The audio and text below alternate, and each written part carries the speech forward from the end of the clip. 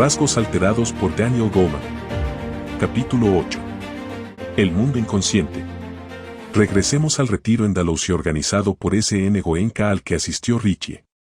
Al séptimo día, durante la hora de quietud, que comenzaba con el voto de no hacer un solo movimiento voluntario aunque la incomodidad fuera espantosa, Richie tuvo una revelación. Casi desde el inicio de esa hora interminable sintió el dolor habitual en la rodilla derecha, que intensificado por el voto de inmovilidad se volvió una tortura.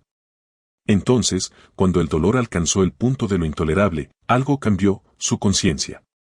De pronto lo que había sido dolor se transformó en un conjunto de sensaciones, hormigueo, ardor, presión, pero la rodilla ya no dolía. El dolor se disolvió en oleadas de vibraciones sin rastro de reactividad emocional. Concentrarse solo en las sensaciones implicaba reevaluar por completo la naturaleza del daño. En lugar de obsesionarse con el dolor, la noción misma de dolor se descomponía en sensaciones simples. Se eliminaba un aspecto crítico, la resistencia psicológica y los sentimientos negativos hacia esas sensaciones.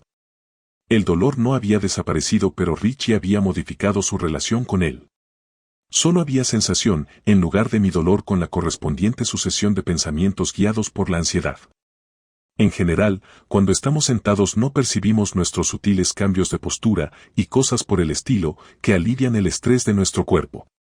Cuando no movemos un solo músculo, es posible que ese estrés aumente hasta convertirse en terrible dolor.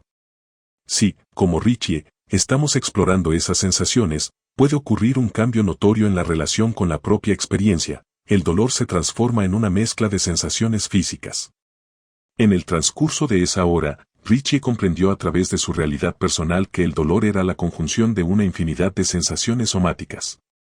En su nueva y alterada percepción se trataba solo de una idea, una etiqueta mental que dotaba de un barniz conceptual a una heterogénea coincidencia de sensaciones, percepciones y pensamientos obstinados. Richie supo vívidamente que gran cantidad de nuestras actividades mentales transcurren inadvertidamente. Comprendió que buena parte de nuestra experiencia no está fundada en la percepción directa de lo que sucede sino en nuestras expectativas y proyecciones, los pensamientos y reacciones habituales con los que hemos aprendido a responder, un mar insondable de procesos neurales. Vivimos en un mundo construido por nuestra mente en lugar de percibir los infinitos detalles de lo que ocurre. Esta revelación condujo a Richie a una noción científica: la conciencia opera como integrador, amalgamando gran cantidad de procesos mentales primarios, que en su mayoría ignoramos.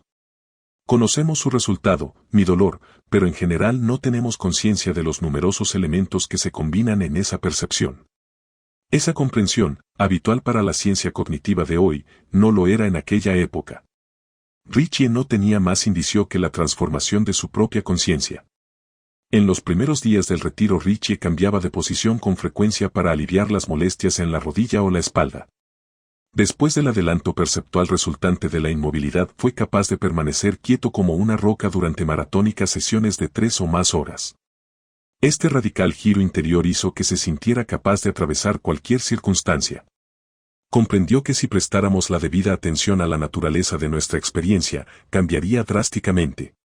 La hora de quietud muestra que en cada momento de vigilia construimos nuestra experiencia en torno a una historia de la que somos protagonistas, y que podemos deconstruir esa historia centrada en nosotros mismos utilizando la conciencia adecuada. Hacemos una breve pausa para pedirte un gran favor. ¿Podrías dejarnos un me gusta y un comentario? Nos es de gran valor y nos ayuda mucho. El cerebro se construye a sí mismo.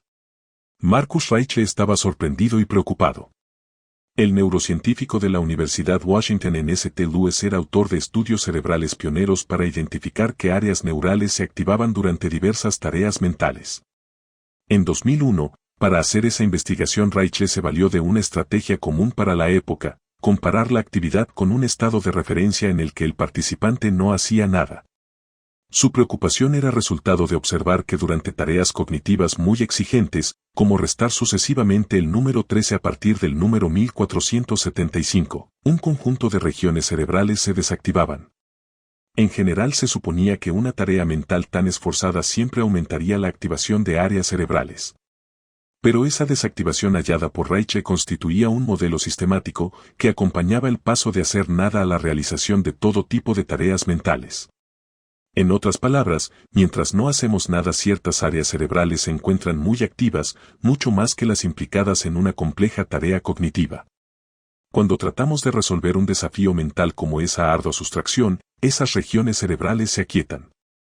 Su observación confirmó un hecho misterioso que había rondado a la ciencia: aunque el cerebro constituye solo el 2% de la masa corporal, consume alrededor del 20% de la energía metabólica del organismo medida a través del consumo de oxígeno. Y la tasa de consumo de oxígeno permanece más o menos constante sin importar lo que hagamos, incluso cuando no hacemos absolutamente nada. Al parecer, cuando nos relajamos, el cerebro está tan ocupado como cuando nos encontramos bajo una exigencia mental. ¿Dónde están entonces todas esas neuronas que conversan mientras no hacemos nada en particular? Reich identificó un conjunto de áreas, en particular en el córtex prefrontal medial, CPM, y el córtex cingulado posterior, CCP, un nodo comunicado con el sistema límbico. Definió a estos circuitos como red neuronal por defecto. Cuando el cerebro emprende una tarea activa, ya sea una operación matemática o la meditación, mientras las áreas esenciales para esa tarea se preparan, las áreas de la red por defecto se aquietan y se aceleran nuevamente cuando la tarea finaliza. De este modo se explicaba cómo el cerebro podía mantener su nivel de actividad mientras nada sucedía. Cuando los científicos preguntaban a las personas qué pasaba por su mente durante esos periodos de hacer nada, como era previsible, informaron que sus mentes hacían algo: divagaban. A menudo, los pensamientos giraban en torno a la propia persona: como estoy haciendo este experimento, ¿qué estarán descubriendo sobre mí? Tengo que responder el mensaje de yo. Como puede observarse, la actividad mental se concentraba en el yo, mis pensamientos, mis emociones, mis relaciones, a quien le gustó el nuevo posteo de mi página de Facebook, todas las minucias de nuestra vida. Al encuadrar los hechos en el impacto que nos causan, la red por defecto nos convierte en el centro del universo. A partir de recuerdos fragmentarios, esperanzas, sueños, planes y demás, centrados en los conceptos de yo, a mí y mío, esas ilusiones entretejen nuestro sentido de ser. Nuestra red por defecto reescribe continuamente el guión de una película de la que cada uno de nosotros es protagonista, proyectando principalmente nuestras escenas favoritas o perturbadores, una y otra vez. La red por defecto se enciende cuando nos relajamos, cuando no hacemos algo que requiere concentración y esfuerzo. Alcanza su apogeo en los periodos de descanso de la mente. Por el contrario, cuando nos concentramos en un desafío como descubrir lo que sucede con la señal de Wi-Fi, la red por defecto se apaga. Si nada captura nuestra atención, la mente vaga, a menudo en torno a las cosas que nos preocupan. Esta es la causa básica de la ansiedad cotidiana. Por este motivo, cuando los investigadores de Harvard pidieron a miles de personas que informaran en qué se concentraba su mente y cuál era su estado de ánimo en ciertos momentos del día, llegaron a la conclusión de que una mente dispersa es una mente infeliz. Este sistema del yo reflexiona sobre nuestra vida, en especial sobre los conflictos que afrontamos, las dificultades de nuestras relaciones, nuestros temores y ansiedades. Debido a que el yo rumia sobre lo que nos molesta, nos sentimos aliviados cuando podemos desconectarnos. Uno de los atractivos de los deportes de alto riesgo como el montañismo parece residir en que el peligro exige total concentración para dar el siguiente paso. Así, las preocupaciones más mundanas quedan en segundo plano. Algo similar ocurre en el fluir, el estado en que una persona se desempeña mejor. La investigación al respecto muestra que dedicar toda la atención a lo que sucede en el presente ocupa el primer lugar en la lista de actitudes que crean y mantienen un estado dichoso. Las dispersiones mentales del yo se suprimen. Como hemos visto en el capítulo anterior, el manejo de la atención es fundamental en todas las modalidades de meditación. Si mientras meditamos nos distraen nuestros pensamientos, significa que el modo por defecto, la mente errática, se ha impuesto. En casi todas las formas de meditación es necesario advertir que la mente se ha dispersado y recuperar el foco en el objetivo elegido, que puede ser un mantra o la respiración. Es una instancia habitual de los caminos contemplativos. Este simple desplazamiento mental tiene un correlato neural, activa la conexión entre el córtex prefrontal dorsolateral y la red por defecto.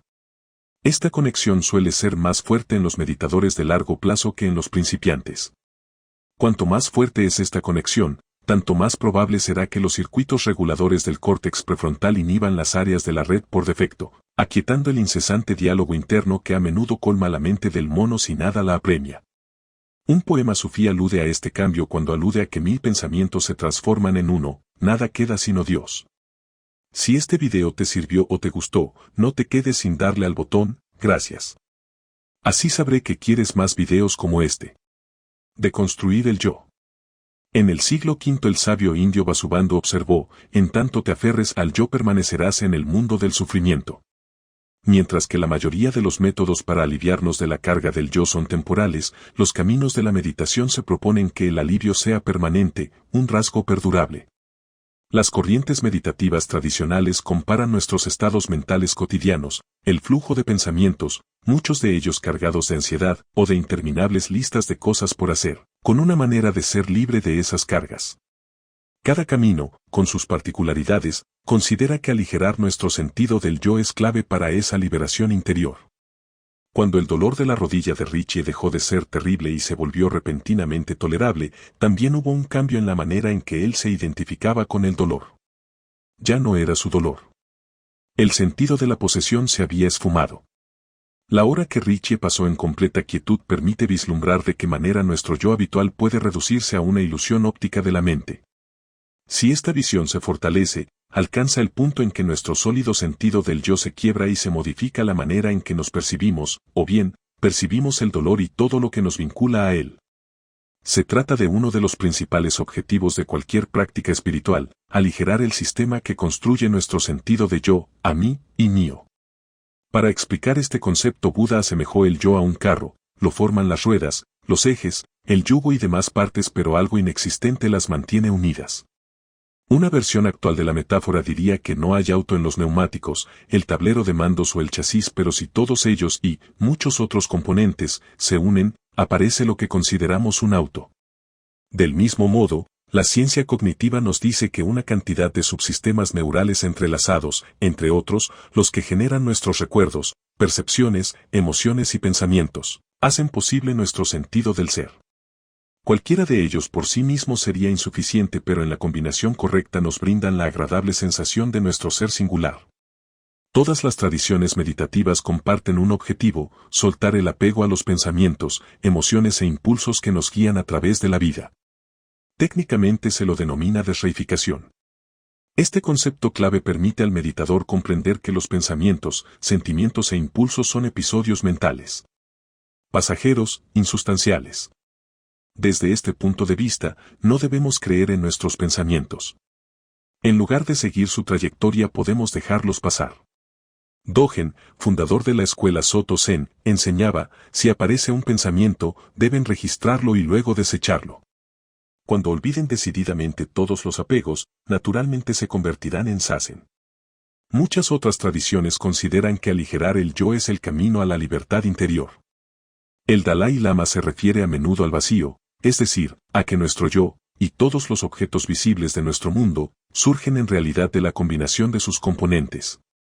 Algunos teólogos cristianos denominan kenosis a la supresión del yo, en la que nuestros deseos y necesidades disminuyen mientras nuestra receptividad a las necesidades de otros aumenta y se convierte en compasión. Dijo un maestro sufí que cuando estamos ocupados de nosotros, estamos separados de Dios. El camino hacia Dios consiste en dar un solo paso, el que nos permite salir de nosotros. Ese paso sugiere que se debilita el circuito que por defecto mantiene los recuerdos, pensamientos, impulsos y otros procesos mentales semi-independientes unidos en el cohesivo sentido del yo y lo mío. La materia de nuestra vida se vuelve menos densa cuando adoptamos un vínculo menos apegado a ella.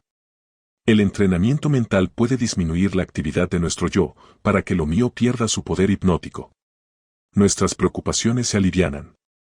Aunque aún tengamos que saldar una deuda, cuanto más liviano sea nuestro yo, tanto menor será la angustia que la deuda nos causa, y tanto más libres nos sentiremos.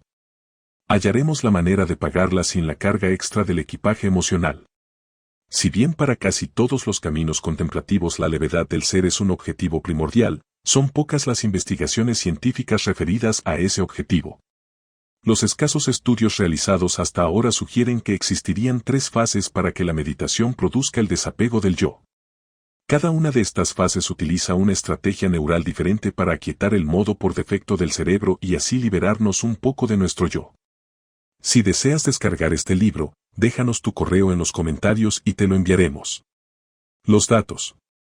David Kresgel, un científico que trabaja ahora en la Universidad Carnegie Mellon, fue otro de los jóvenes investigadores cuyo interés en la meditación se acentuó al asistir al SRI. Para evaluar la fase inicial, observada en los meditadores novatos, el equipo de Kresgel midió la actividad cerebral de los voluntarios que participaron de un curso intensivo de atención plena durante 3 días.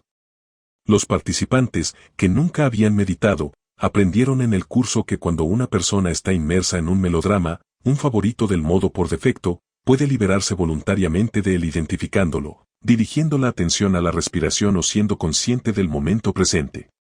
Es decir, interviniendo activamente para aquietar la mente del mono. Esos esfuerzos aumentan la actividad del área prefrontal dorsolateral, un circuito clave para administrar el modo por defecto. Como hemos visto, esta área pasa a la acción cada vez que nos proponemos serenar nuestra mente agitada. Por ejemplo, cuando tratamos orientar nuestra mente hacia algo más agradable que un hallazgo inquietante en el que no podemos dejar de pensar. 3 días de práctica de atención plena aumentaron las conexiones entre los circuitos de control y los circuitos por defecto del córtex cingulado posterior, un área fundamental para el pensamiento enfocado en el yo. Por lo tanto, al parecer los meditadores novicios evitan que su mente se disperse activando el cableado neural capaz de silenciar el área de la red neuronal por defecto. En los meditadores más expertos, la fase siguiente en el desapego del yo agrega una disminución de actividad en sectores clave de la red por defecto, un debilitamiento de los mecanismos del yo, manteniendo las conexiones reforzadas con las áreas de control. Investigadores dirigidos por Judson Brewer, por entonces en la Universidad de Yale, también asistente al SRI, exploraron el correlato cerebral de la atención plena comparando novicios con meditadores expertos, con un promedio de 10.500 horas de práctica a lo largo de la vida. Durante la meditación se pidió a todos los participantes que hicieran la distinción entre percibir lo que ocurría, hace calor, e identificarse con lo que ocurría, tengo calor, y luego la abandonaran. Esta distinción parece un paso fundamental para distender el yo activando la metaconciencia, y lograr un yo mínimo que simplemente percibe el calor en lugar de tener calor. Como mencionamos, cuando miramos una película estamos atrapados por la trama, pero si de pronto advertimos que nos encontramos en un cine es porque salimos del mundo de la película y tenemos un encuadre más amplio. Esa metaconciencia nos permite monitorear nuestros pensamientos, sentimientos y acciones, administrarlos como deseamos y preguntarnos acerca de su dinámica. Nuestro sentido del yo queda atrapado en una constante narración personal que entrelaza trozos dispares de nuestra vida formando un argumento coherente. El narrador se encuentra principalmente en la red neuronal por defecto pero reúne impulsos de diversas áreas cerebrales que por sí mismas no tienen influencia en el sentido del yo. En el estudio de Brewer los meditadores expertos mostraron la misma firmeza que se había observado en los principiantes en la conexión del circuito de control con el circuito por defecto y, además, una menor activación de las áreas de la red por defecto. En particular, cuando practicaban meditación de amorosa bondad, lo que corroboraría que cuanto más deseamos el bienestar de otros, tanto menos nos enfocamos en nosotros. Sorprendentemente, en los meditadores avanzados la disminución de la conectividad del circuito por defecto parecía ser prácticamente la misma antes y durante la práctica de atención plena. Podría ser un rasgo duradero y una buena señal, estos meditadores se entrenan para ser tan conscientes en su vida cotidiana como durante las sesiones de meditación. La misma disminución de la conectividad, en comparación con no meditadores, se encontró en un estudio realizado en Israel con practicantes de atención plena con un promedio de 9.000 horas de entrenamiento. Un estudio de la Universidad Emory ofrece más evidencia indirecta sobre este cambio en meditadores de largo plazo. Se realizaron escaneos cerebrales de un grupo de expertos meditadores Zen, con 3 o más años de práctica efectiva más incontables horas a lo largo de su vida, que comparados con los controles parecían mostrar menor actividad en partes del área por defecto mientras se enfocaban en su respiración. Cuanto mayor era ese efecto tanto mejor fue su desempeño en un test de atención sostenida, lo que sugiere una disminución duradera en la dispersión de la mente.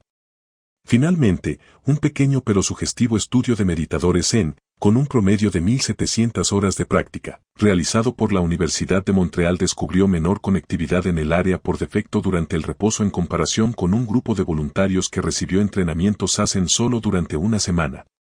Una teoría postula que si algo captura nuestra atención implica un apego, y cuanto mayor sea el apego, más a menudo seremos capturados.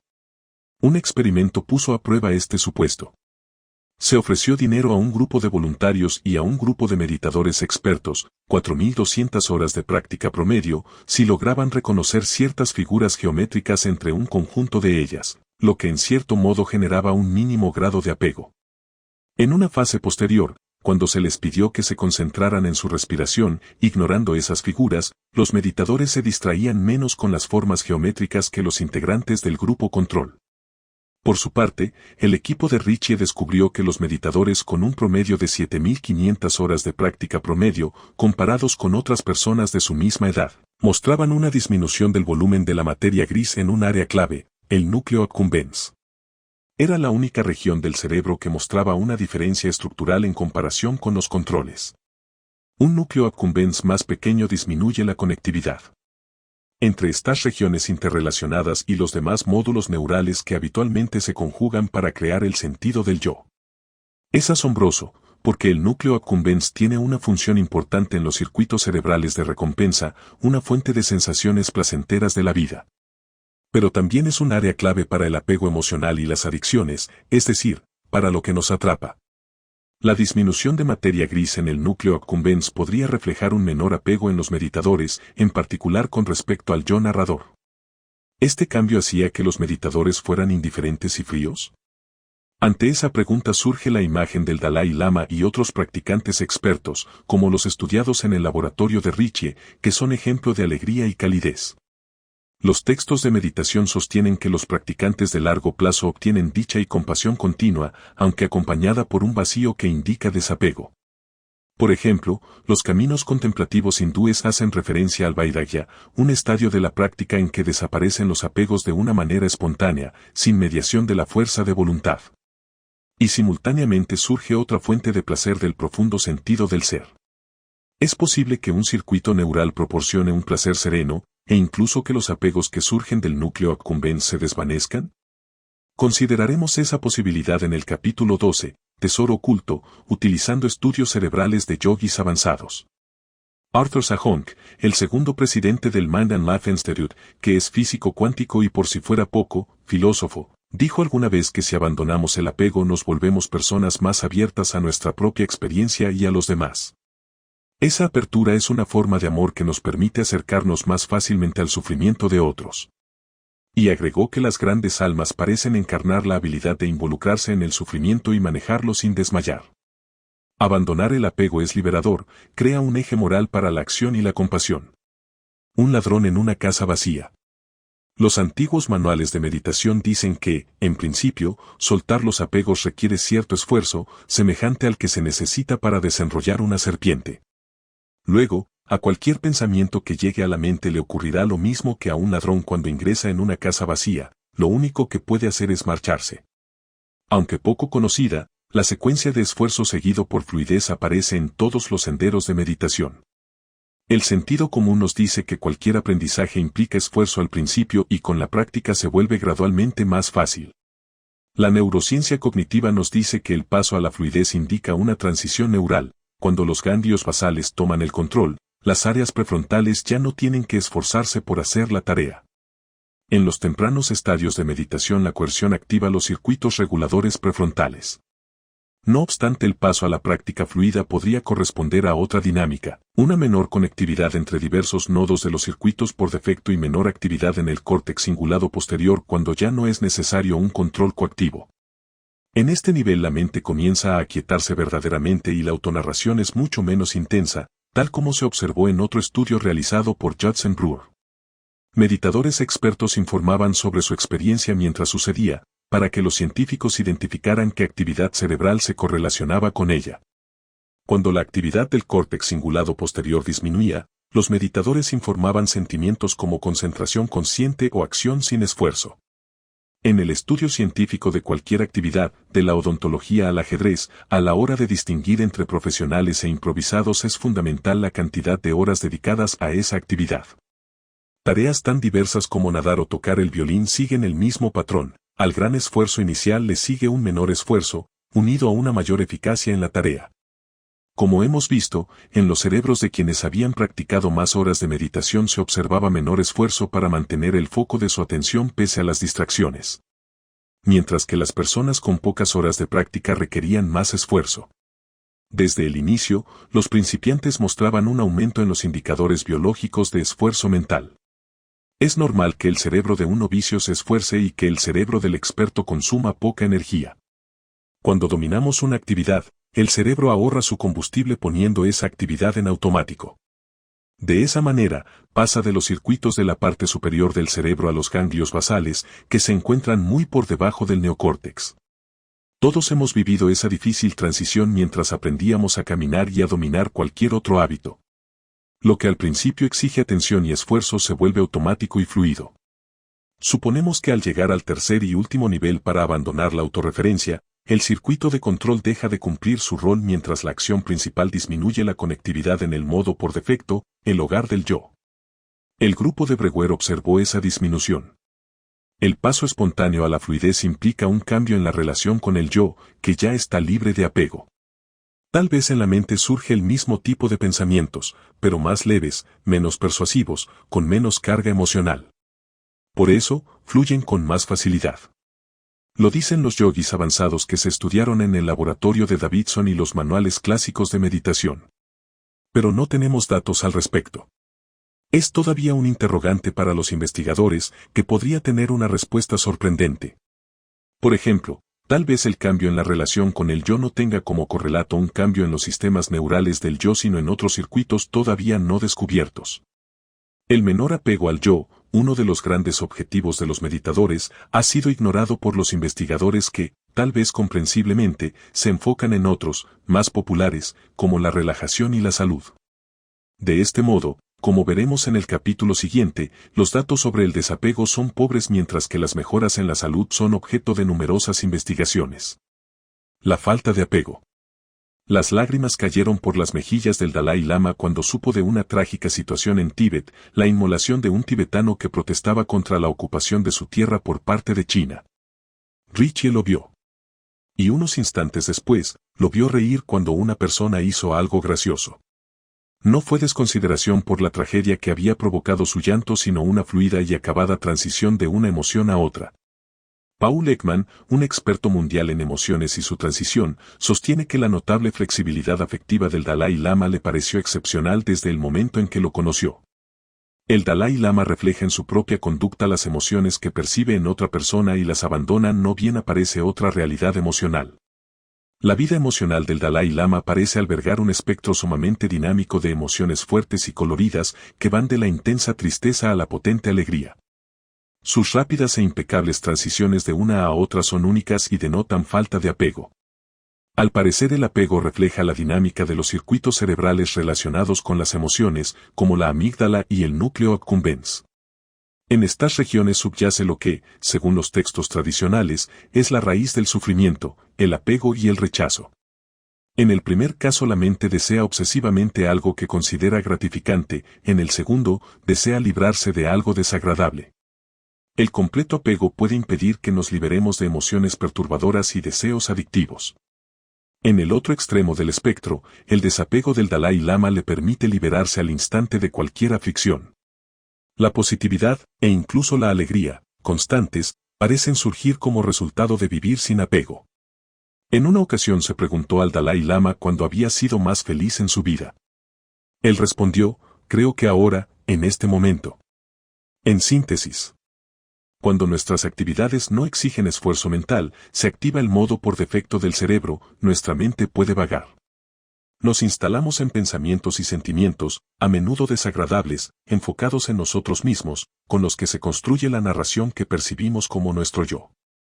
Los circuitos del modo por defecto se aquietan con la atención plena y la meditación de la amorosa bondad. En los primeros estadios de meditación, esta calma del sistema del yo involucra circuitos cerebrales que inhiben las áreas por defecto. Posteriormente las conexiones y la actividad de esas áreas disminuyen. El aplacamiento del circuito del yo comienza como un estado pasajero, visible durante o inmediatamente después de la meditación. Pero en los meditadores de largo plazo se convierte en un rasgo perdurable, junto con una menor actividad del modo por defecto. La disminución del apego resultante implica que los pensamientos y sentimientos centrados en el yo tienen mucho menos poder y capacidad de secuestrar la atención.